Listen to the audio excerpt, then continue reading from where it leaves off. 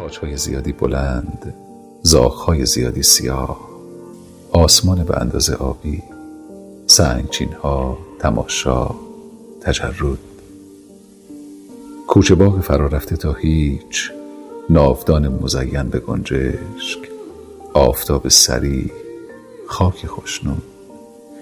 چشم تا کار می‌کرد، هوش پاییز بود.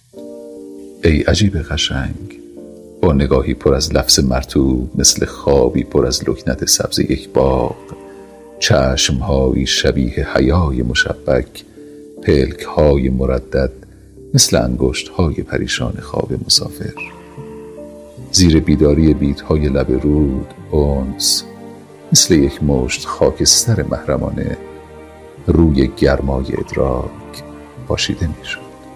فکر آهسته بود، آرزو دور بود، مثل مرغی که روی درخت حکایت بخواند.